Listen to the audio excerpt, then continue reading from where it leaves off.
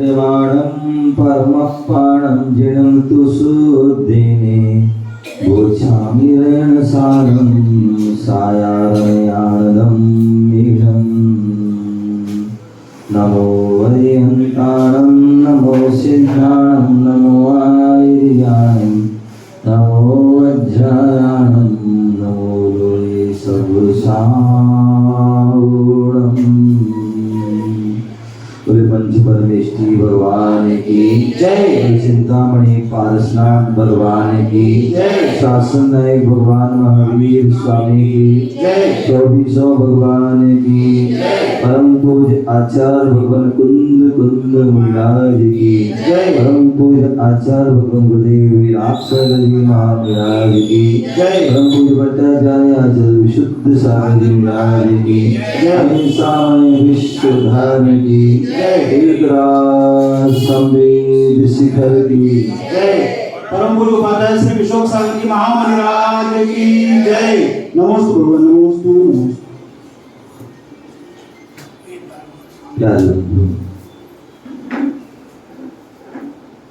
आज हम सभी पुनः गोपाल नगरी अशोका गार्डन पारसनाथ विद्यालय में बैठे हुए हैं। भगवान महावीर स्वामी का शासन चल रहा है। जो उनकी वाणी खिरी वही वाणी जिन वाणी के रूप में हमें प्राप्त है, उसी जिन वाणी का हम रसपान कर रहे हैं। आचार्य कुंद कुंद स्वामी के द्वारा रचित ऋणसार ग्रंथ, जिसमें श्रावक और मुनियों का जो है वर्णन चल रहा है, जिसके लिए आचार्य भगवान गुरुदेव विरासर जी महामुनिराज ने रत्नात्रय वर्धनी जो है टीका के माध्यम से विशद व्याख्यान किया है। यहाँ पर चतुर्थ गाथा चल रही है और जिसमें सम्यक दर्शन का विशेष जो है व्याख्यान चल रहा है। कल यहाँ बताया गया था कि मोक्ष रूप जो महान वृक्ष है, उसका मूल यदि है तो वह सम्यक दर्शन है, और सम्यक दर्शन है तभी हम मोक्ष तक पहुंच सकते हैं। आचार्य गुरुदेव बता रहे हैं कि सम्यक दर्शन की विशेषता को अन्य शास्त्रों में भी स्पष्ट किया गया है। अभी तक तो आदिनाथ पुराण की जो है अनेक श्लोकों के माध्यम से जान रहे थे। बोले केवल उसमें ही नहीं, और भी अन्य अन्य ग्रंथों में भी उसका उल्लेख है। बोले ज्ञानार्णव ग्रंथ है आचार्य शुभचंद्र स्वामी का, और उसके 6वें अध्याय के 52वें श्लोक में कहा गया है, सद्दर्शनम महारत्नम विश्वलोके भूषणम मुक्ति पर्यंत कल्याण दान दक्षम प्रकीर्तितम। कितनी सुंदर बात बोली। बोले समस्त लोक में यदि अद्वितीय कोई भूषण है, क्या है? पूरे लोक में अद्वितीय कोई विशेष भूषण है तो वह सम्यक दर्शन है।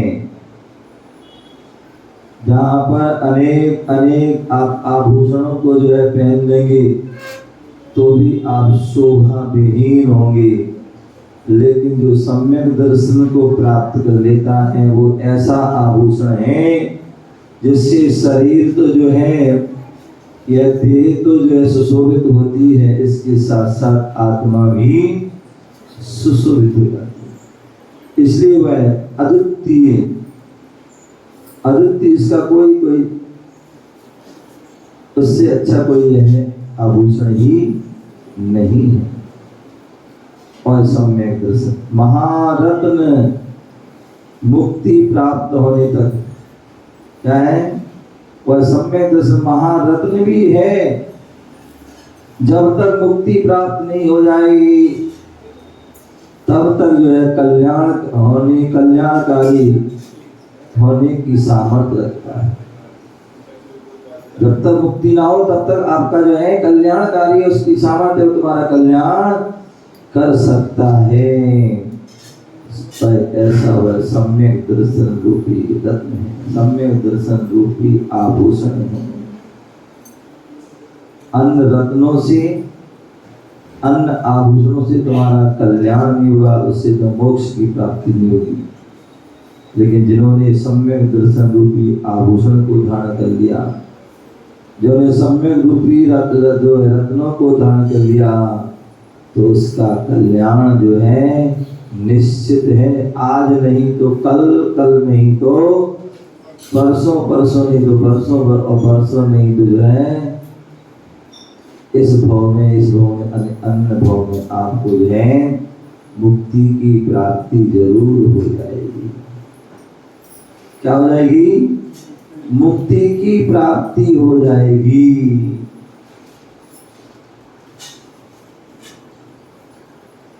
और मुक्ति की प्राप्ति हो जाती है, वहां परम सुख की प्राप्ति होती है।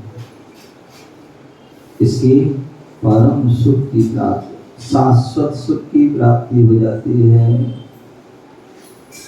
और वहां पर बोझ नहीं होते। क्या नहीं होते हैं? ये लोग प्रश्न कर देते, बोले मुनि श्री वहां पर जो है मोक्ष ले आएंगे तो और वहां कुछ करने को रहेगी, तो फिर क्या करेंगे? बोर हो जाएंगे। अमिता जी खड़े हो जाओ।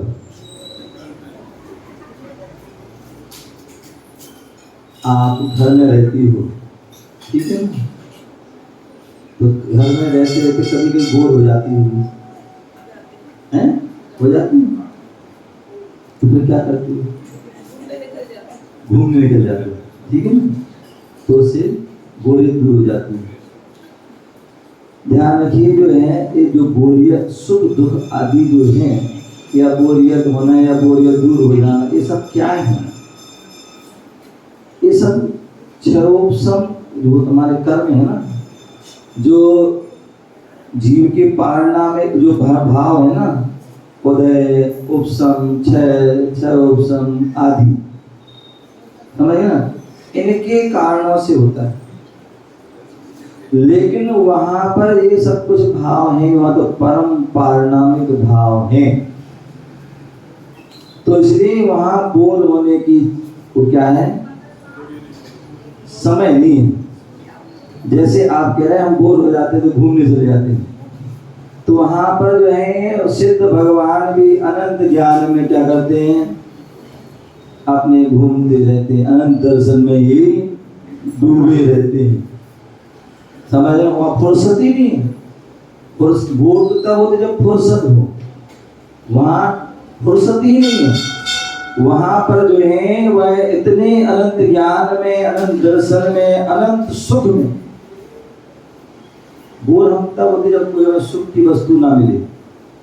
यदि आपको मोबाइल मिल जाए तो बोरियत दूर हो जाएगी। मान लीजिए उदाहरण है, मान लीजिए आपको एक किसी आपकी कोई भी आवश्यकता है, वो ना मिले तो बोर हो जाए, और वो मिल जाए तो बोरियत दूर, ठीक है ना? तो जब ये सब क्षयोप समय जो है उनके कारण में जो है बोरियत आ जाती है और बोरियत चली जाती है। लेकिन वहां पर तो छायक ज्ञान है, छायक दर्शन है, अनंत ज्ञान, अनंत दर्शन, अनंत वीर आदि है। तो इसलिए जो है जब हम सामान्यतः बोर होते, छोटी सी वस्तु मिल जाती है, बोर दूर हो जाती है, या घूम जाए बोर दूर हो जाती है। तो वहां तो अनंत ज्ञान है, और उसमें लगाइए डुबकी, लगाइए घूम जाइए, कहाँ घूम जाए, कितने तीन उस ज्ञान के माध्यम से तीनों लोग में घूम। यहाँ तुम तो घूमने जाओ, कहाँ तक जाओगी? घर से बाहर मंदिर आ जाओगी, मंदिर से धर्मशाला है, धर्मशाला कोई फ्रेंड के पाली के चले जाओगी, कहीं भी चले जाओगी, तो बोल वहां तो तुम जो है उस ज्ञान के माध्यम से तीनों लोग में घूम लो। तुम्हें जाना नहीं कहीं, तुम्हें तो जाना पड़ेगा। और जाओगे पहले तो घूमने जाओगी पूरी दुनिया, और फिर थक जाओगी तो पैर दबाओगी, हैं? लेकिन वहां कहीं जाना नहीं है, लेकिन वहां बैठे बैठे ही तुम तीनों लोग में भ्रमण कर, जो है वहां पर जो है क्या तीनों लोगों का आनंद ले लोगे। तो इसलिए आपको बोरियत नहीं होगी। वो अभी क्या है कि यहाँ पर बैठे ना इस लग रहा पूरी, जब वहाँ जाओगे तो वहाँ से सब कुछ सोचने का मौका ही नहीं मिलेगा, ठीक है ना। तो इसलिए वहाँ पर जो है शाश्वत सुख, जहाँ थोड़े बहुत सुख दुख मिलते हैं तो वहाँ बोरियत होती है, जहाँ शाश्वत चीज मिल जाती है, जहाँ थोड़ा सा ज्ञान होता है तब, या थोड़ा सा ज्ञान नहीं हो तो बोरियत हो जाती है। लेकिन वहाँ तो जो है अनंत ज्ञान है, अनंत दर्शन है, अनंत सुख है, अनंत वीर है, सारे अनंत अनंत गुण हैं। जहाँ अव्यवहार, अगु लघु, अवगानत, सूक्ष्म, सारे गुण ही गुण हैं। तो उन गुणों में जो है जब लीन रहते हैं, कहते हैं जब व्यक्ति को व्यक्ति की सब सुविधाएं हो तो बोर होता है मीता। जब हाँ वहाँ पर जो जब यहाँ पर तुम्हारे चारों तरफ सारी तुम मन पसंद वस्तु मिल जाए तो तुम्हें बोर नहीं होगी। तो उसी प्रकार वहाँ तो जो है और मन पसंद वस्तु मिल गई हैं, फिर वह तुम्हारा मन आदि है ही नहीं है, वहाँ सोचने की ऐसी जो है वो है नहीं है। लेकिन फिर भी वहाँ तो जो आत्मा, जब जो इंद्रिय जन सुख मिल जाते हैं तो बोरियत दूर हो जाती, तो वहाँ तो अतीन्द्रिय सुख मिलते हैं। तो इसलिए वहाँ पर जो है क्या मिलती है, बोरियत। एक बार जाके देखो, आने का मन ही नहीं, किधर मन ही नहीं करेगा तो आई भी पाओगे। तो ऐसी वहाँ पर जो है विशेषता होती है। तो यहाँ पर बोल रहे थे क्या, सम्यक दर्शन कैसा है, बोले जो अद्वितीय आभूषण है। जब अद्वितीय आभूषण मिल जाते तो अन्य आभूषण फिर क्या हो जाते हैं, क्या होते हैं, तो वो बेकार में लगते हैं। तो अद्वितीय आभूषण है, अब वो जो है मुक्त महारत्न है। जहाँ महारत्न मिल जाए तो सामान्य रत्न जो है अपने आप फीके पड़ जाते हैं। और वह कल्याण मुक्ति प्राप्त में कल्याणकारी की सामर्थ्य, जब तक कल्याण करता रहता है जब तक मुक्ति की प्राप्ति ना हो जाए, ऐसी उसमें सामर्थ्य है, शक्ति है। ऐसा आचार्य भगवान कह रहे हैं।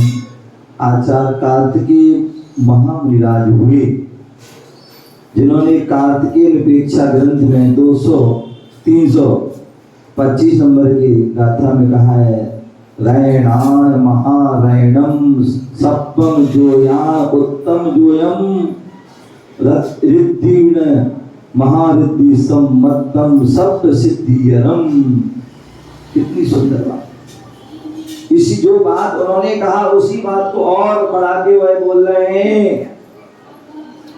क्या बोल रहे हैं, बोले सम्यक जो है सब रत्नों में महारत्न है, जिसके सामने सारे रत्न जो है नगदो तुम संसार के वो सब फीके हैं। सब योगों में उत्तम योग है। क्या है, संसार में आप जाओ अनेक प्रकार के योग हैं। आप देखिए पार्क भरे होते हैं, क्या होते हैं, पार्क भरे होते हैं। क्या कर रहे भैया, योगा कर रहे। क्या कर रहे हैं, योगा कर रहे हैं, क्योंकि अभी जो है उत्तम योग को प्राप्त नहीं हुई। यदि उत्तम योग को प्राप्त हो जाओगे तो फिर योगा करने की आवश्यकता नहीं रहती है। अभी हम उत्तम योग को प्राप्त नहीं हुए हैं, महायोग को धारण नहीं किया, इसलिए हमें योगा करना पड़ रहा है। हम जहाँ महारथ जो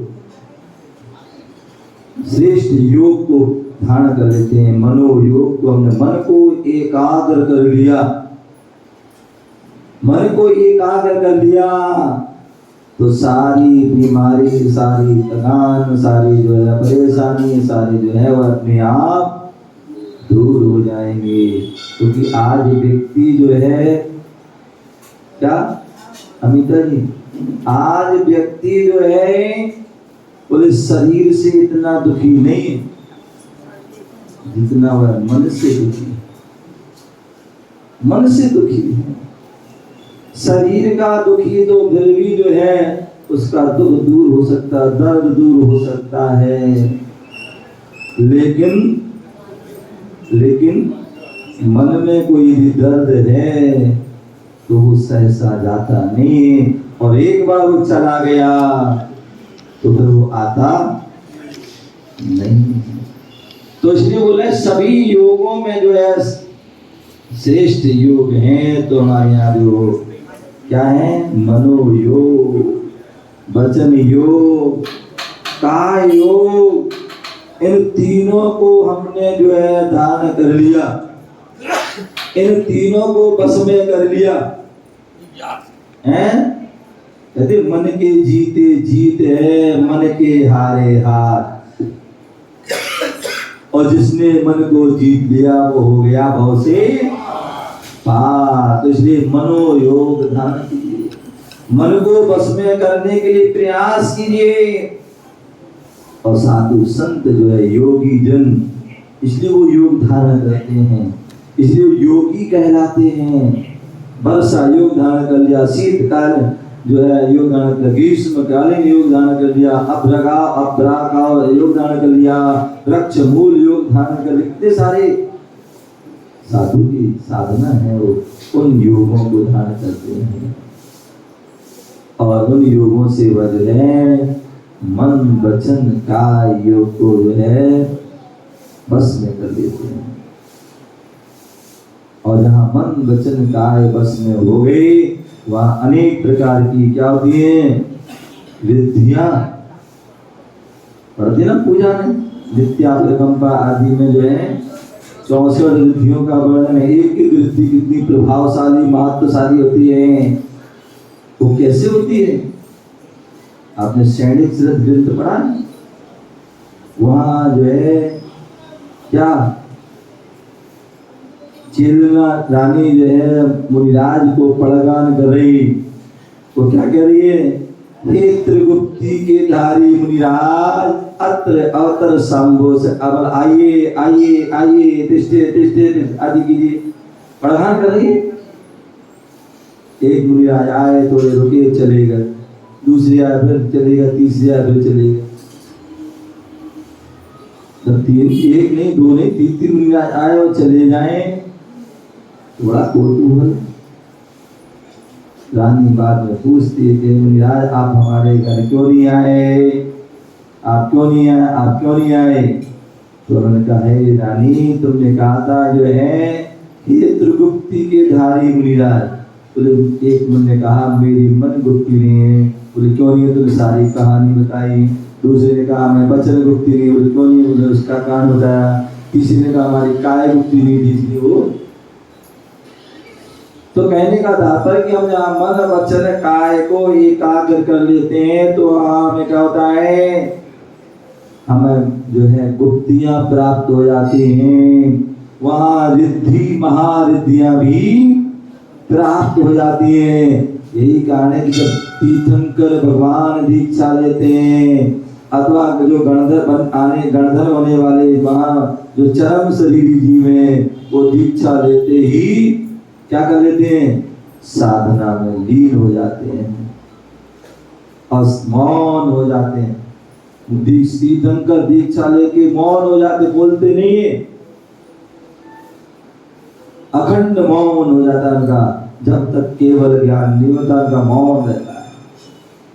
और यही कारण है कि उनसे वजह है वचन गुप्ती है प्राप्त होती है, और वचन गुप्ती का उनको केवल ज्ञान भी प्राप्त हो जाता है। इसके कारण उन्होंने जो है मौन धारण किया, और मौन धारण किया केवल वचन से ही नहीं किया, अंदर कितने सारे मौन हो जाती है महिलाएं। देखो तुम जो है आज हमारा मौन है, और फिर हूँ हाँ हाँ हैं, जैसे कोई व्यंतर होता है ना, वो करता है ना, तो वैसे जो है उनका भी चलता है। और क्या है, और वो वैसे वैसे बोलती भी रहती हैं, और इलाके को तो ऐसे धीमी आवाज है। मौन है हमारे, यानी कि वो वैसा मौन नहीं होता है। सही मौन तो वही होता है जहाँ वचन से भी नहीं बोलना है और मन में बोलने के भाव भी नहीं आना, किसी प्रकार कोई छल कपट उसमें नहीं करना है, वो वास्तविक मौन है। तो वह मौन, ऐसे मौन करने से क्या होता है, रिद्धि सिद्धि आदि महारिद्धियां प्राप्त हो गई। कारण की दीक्षा लेते ही 4 ज्ञान के धारी हो जाते हैं, मना परे ज्ञान हो जाता है। और मौन यदि साधना करते हैं तो एक दिन तो केवल ज्ञान भी मना परे ज्ञानी जो 63 रिद्धि के धारी होते हैं। मना परे ज्ञान 63 रिद्धि धारी होते हैं। और जैसी केवल ज्ञान होता है तो सारी रिद्धियां उस केवल ज्ञान में ही, तो ऐसे वह 64 रिद्धि के धारी 64। और ये दिन प्रश्न किया था कि भगवान के लिए जो है चमर क्यों डलाते हैं?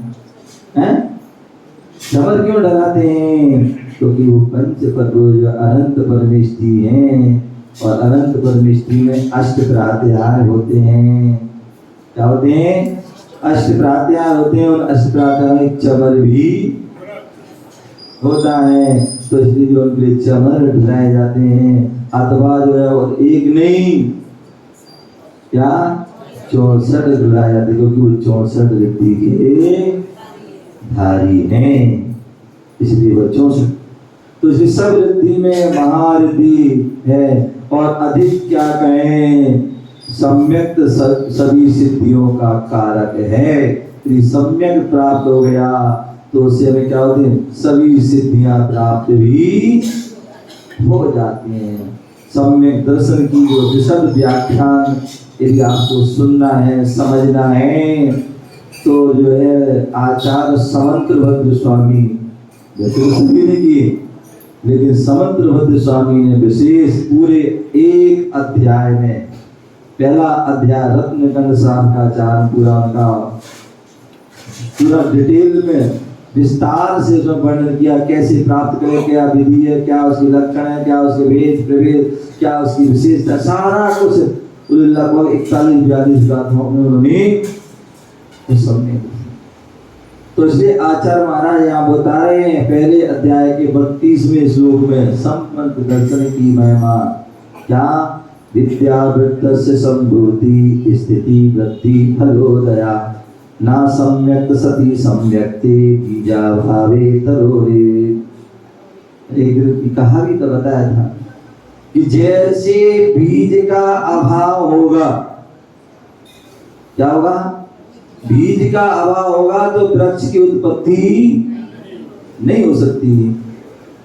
वृक्ष जो है कि स्थिति भी नहीं रहेगी कि कितने साल तक रहेगा, और उसकी वृद्धि भी नहीं हो सकती है, और ना ही उसके फूल आएंगे, ना पत्ते आएंगे, ना ही फल की प्राप्ति होगी।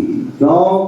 क्योंकि बीज नहीं है, और बीज नहीं है तो कुछ भी, और जहाँ बीज डला नहीं तो धीरे धीरे अंकुर फूटना प्रारंभ हो जाते हैं। फिर एक जो है वट वृक्ष का रूप चलता है, फिर उसमें जो है पत्ते लगते हैं, फूल लगते हैं, फिर उसमें फल भी, और हजारों वर्षों तक वो रहता है।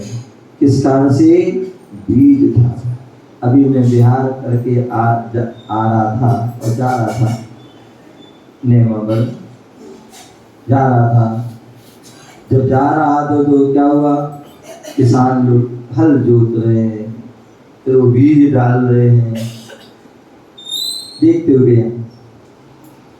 अब बाद में आए तो फिर वो जो है पता नहीं बीज डाल रहे, क्या कलर कर रहे हैं, सफाई कर रहे हैं, कुछ कर रहे हैं।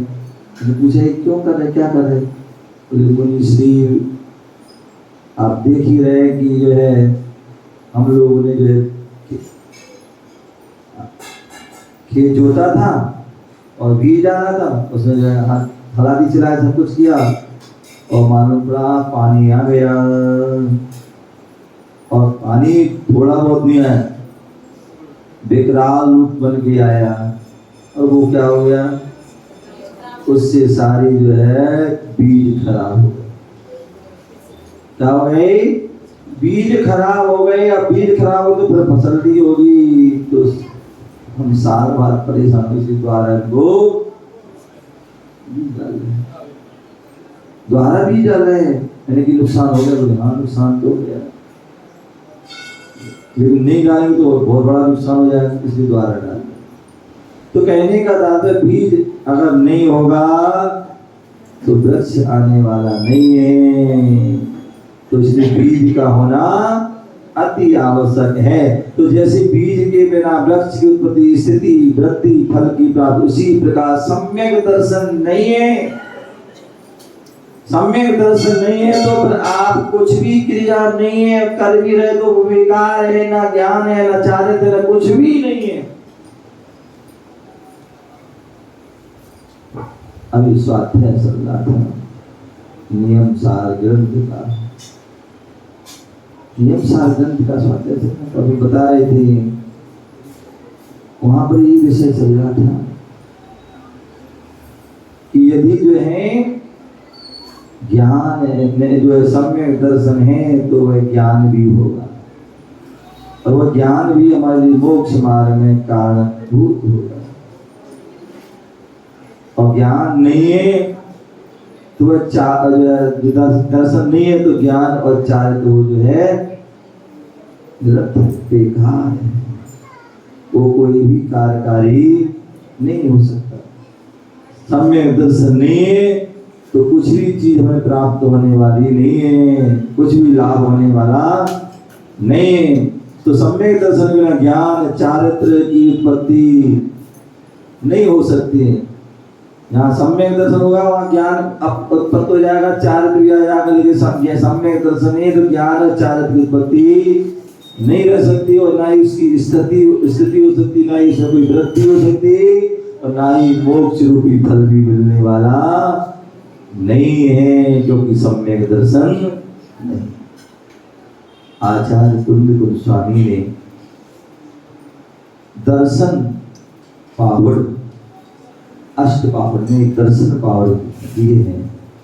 उस दर्शन पावड़ में भी कहा है क्या, एवं जड़ पर्णतम दर्शन रहणम धरे भावेण सारम गुण रयत सोवाणम परम मोक्षस्य। क्या बोल रहे हैं?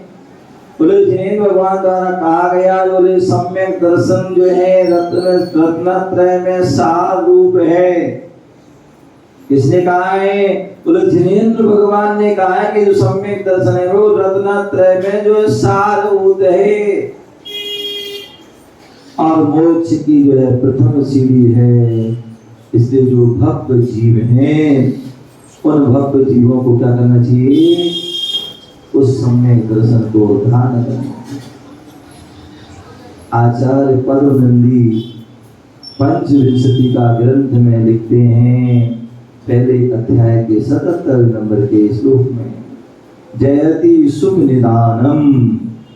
क्या बोले? जयति सुख निदानम मोक्ष वृक्षेक बीजम सकल मल विमुक्तम दर्शनम यद विनाशात् मतिरपि कुमतिर न दुश्चरित चरितम भवति मनुष्य जन्म प्राप्त मपाप्त में। बोले मनुष्य जन्म पाया ना पाया बेकार हो गया। क्या मनुष्य जन्म पाना ना पाना तुम्हारा क्या हो गया? बेकार हो गया। क्यों? क्योंकि आपने सम्यक दर्शन जो है निदान खजाने को प्राप्त नहीं किया। सम्यक दर्शन क्या है? जयति सुख निदानम। सम्यक दर्शन जो है सुख का निदान है। क्या है? सुख का निदान,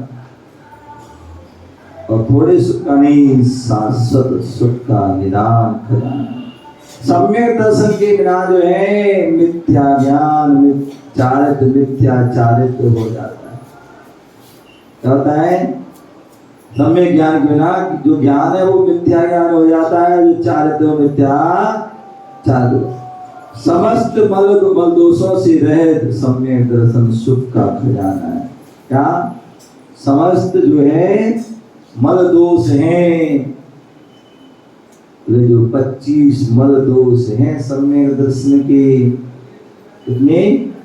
25 मल दोष, 8 शंकादि दोष, 8 मद, 6 अनायतन और 3 मूढ़ता,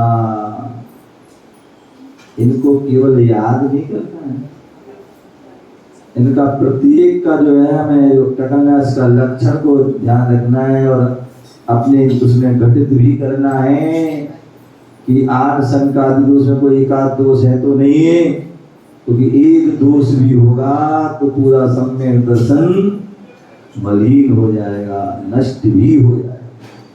यदि 8 मद में से एक मद भी है तो भी आपका सम्यक दर्शन नहीं रह सकता। 6 जो अनायतन उनमें से एक अनायतन भी रहा तो भी आपका सम्यक दर्शन शुद्ध नहीं रह सकता। और 3 मूर्ता में एक मूर्ता भी आ गई तो भी आपको क्या हो जाएगा, सम्यक दर्शन शुद्ध नहीं रह सकता। तो इसलिए बोले समस्त मलों से रहित, क्या समस्त मलों से रहित होना चाहिए, वही सम्यक दर्शन सुख का क्या है, निदान खजाना है। अन्यथा आप सब कुछ करते रहते हैं फिर भी दुखी रहते हैं, फिर भी परेशान रहते हैं, फिर भी अनेक हमारे जीवन में कष्ट आते रहते, परेशानी आती है, उपद्रव होते रहते हैं।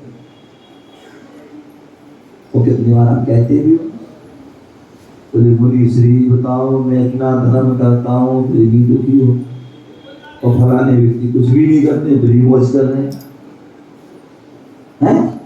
कहते नहीं कहते।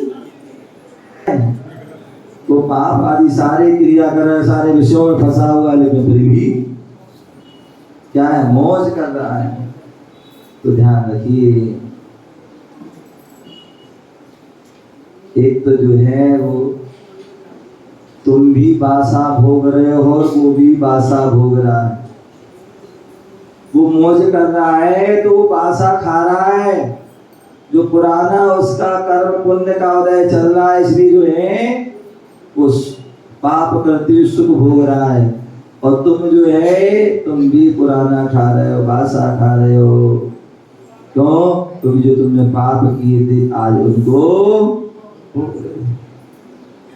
दूसरी बात, जो तुम धर्म कर रहे हो और फिर दुखी हो, इसका मतलब है क्या, धर्म करने से जो कर्म होते हैं क्या होते हैं, झड़ जाते हैं।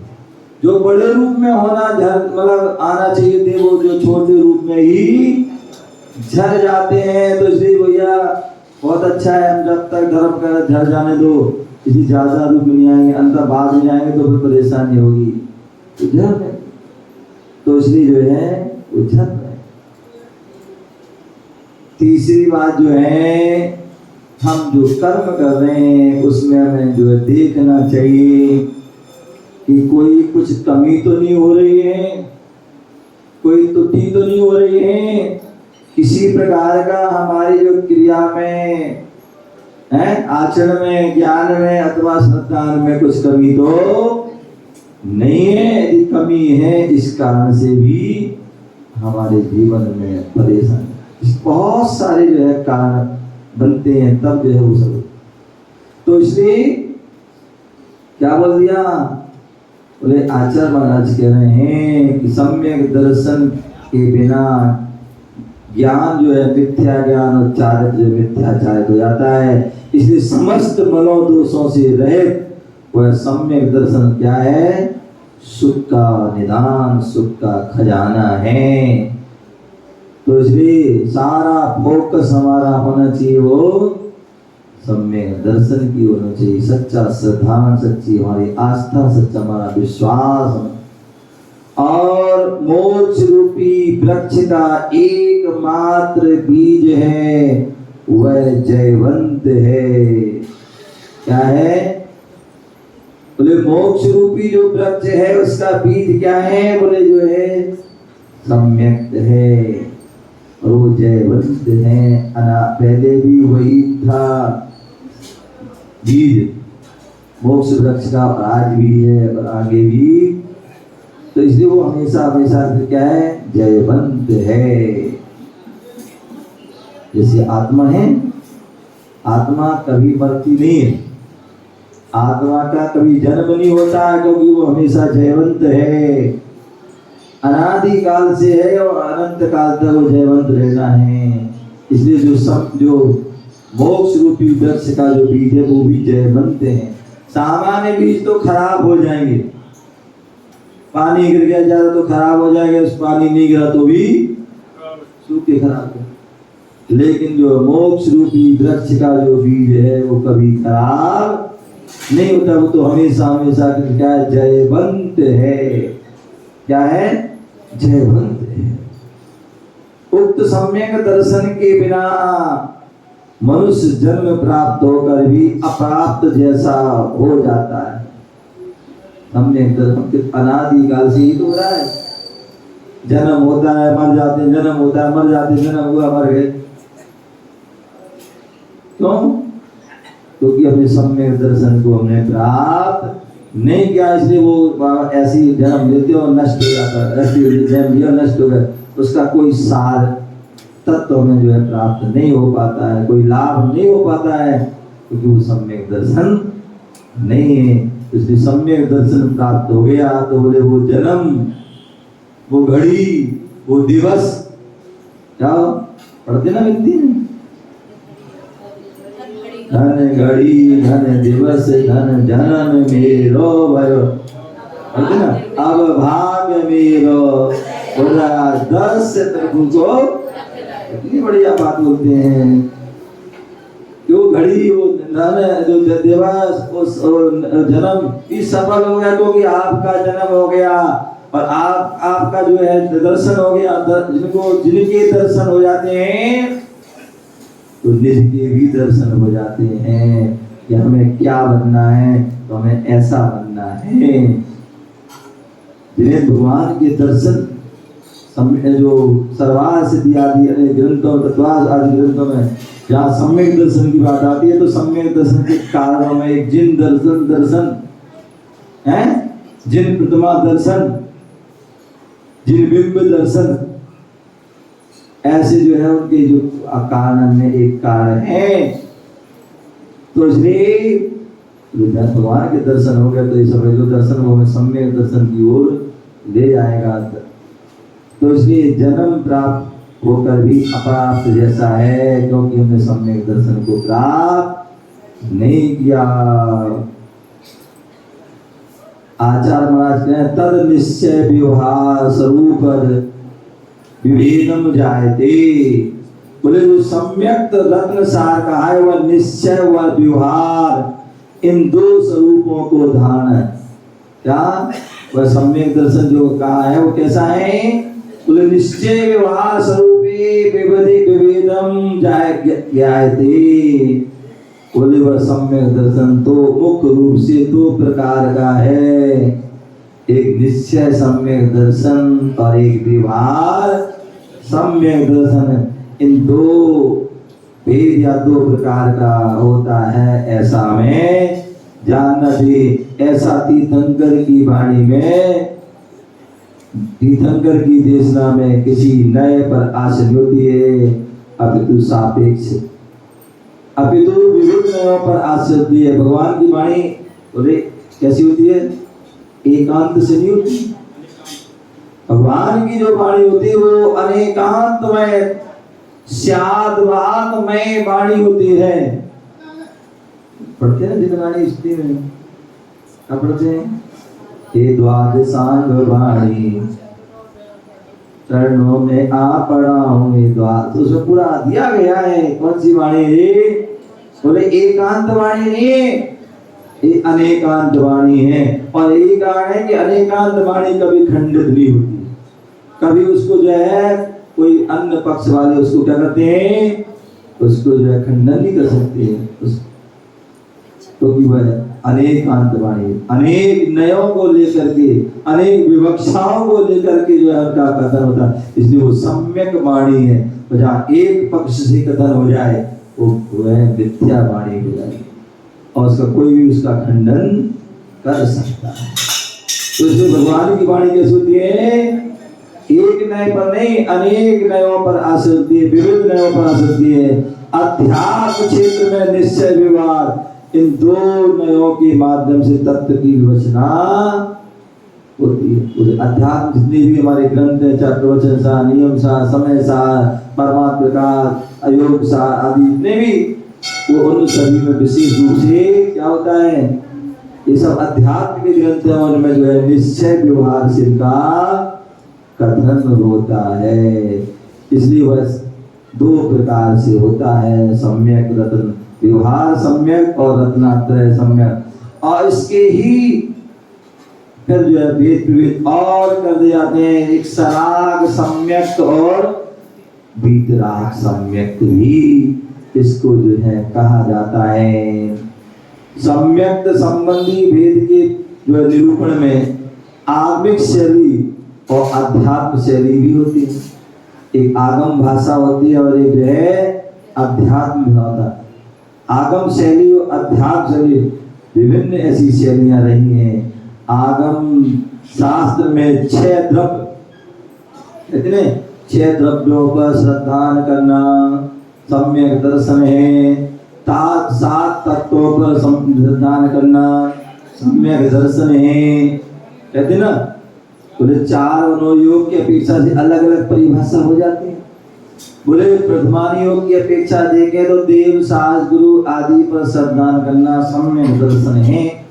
कर्णानी योग की अपेक्षा से बोलते हैं तो बोले जो 7 प्रकृतियों के उपशम 6 उपशम से सम्यक दर्शन की प्राप्ति होती है। चरणानी योग से जो कहते हैं तो 25 मल दोषों से रहित जो होता है वो सम्यक दर्शन होता है। और अंत में जो है द्रव्यानी योग से जो 7 द्रव्य जो है तत्व हैं पदार्थ हैं उन पर जो श्रद्धान करना वो अथवा अप्पासो परमा अपनी आत्मा पर ही श्रद्धान करना वो सम्यक दर्शन है।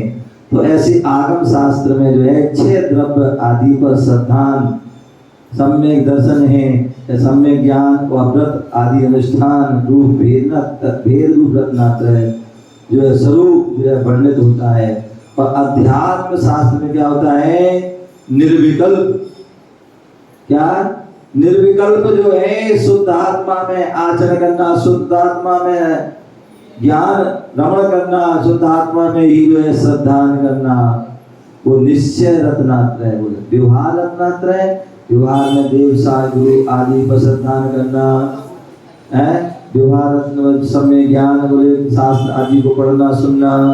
व्यवहार चाहे व्रत नियम संयम को धारण करना, ये व्रत ये व्यवहार। और निश्चय रत्नात्रय क्या है बोले, निश्चय रत्नात्रय ज्ञान आत्मा के द्वारा आत्मा का श्रद्धान होना, आत्मा के द्वारा आत्मा का ज्ञान होना और आत्मा के द्वारा आत्मा में रमण करना, ये जो है क्या है निश्चय रत्ना। जिसे अभेद रत्नात्रय भी ये निर्विकल्प शुद्ध आत्मा की दशा है। तो ऐसा वहां पर अभेद रत्नात्रय का व्याप, एक भेद रत्नात्रय और एक अभेद रत्नात्रय, यह दोनों में अंतर है। आगम भाषा के अनुसार 5 लब्धियां जो दर्शना देशना लब्धि प्रायोग लब्धि आदि जो है काल लब्धि आदि वो है क्या है, वो लब्धियां जब पूर्ण होंगी तब सम्यक दर्शन होगा। तो ये 5 लब्धियों से दर्शन मोहिनी 4 मोहिनियों के उपशम 6 उपशम से जो मिथ्यात्व विलीन होता है वह सम्यक आविर्भूत है होता है। और अध्यात्म भाषा में जो है निज शुद्ध आत्मा के आत्म अभिमुखी होना, निज शुद्ध आत्मा के अभिमुखी परिणाम होना, काल लब्धि आदि लब्धियों से मिथ्यात्व जो है नष्ट होता है। इस प्रकार से उसको कहा जाता है। आगम दृष्टि से सम्यक दर्शन में सराग और वीतराग ये 2 भेद होते हैं। जहाँ मोहिनी दर्शन मोहिनी की मिथ्या सम्यक मिथ्या और सम्यक ये 3 प्रकृतियां तथा 4 मोहिनी की अनंतानुबंधी क्रोध मान माया लोभ ये 4 प्रकृतियां, कुल 7 प्रकृतियों के क्षय होने पर जो आत्म विशुद्धि मात्र सम्यक होता है वह वीतराग सम्यक होता है। और जहाँ प्रशस्त राग से सहित 2 राग होते हैं, एक प्रशस्त और एक अप्रशस्त। जहाँ प्रशस्त राग जहाँ देव शास्त्र गुरु से राग है, तो ऐसे प्रशस्त राग से सहित जीवों का जो औपसमिक सम्यक दर्शन है वह सराग सम्यक्त होता है। इच्छा एक सम्यक विद्रागता की ओर ले जाता है और एक सराग सम्यक जहाँ उपशम और छह उपशम होता है और यह सराग सम्यक प्रसम सम्यक अनुकंपा आस्तिक आदि अपने ज्ञायक लक्षणों से अभिलषित होता है। ऐसा वह सम्यक दर्शन होता है, उसको हमें जानना चाहिए। और भी सम्यक की अनेक परिभाषाएं हैं, उनके लक्षण हैं, उनको और भी अब जानेंगे। आपका समय हो गया। जय बोलो महावीर भगवान की।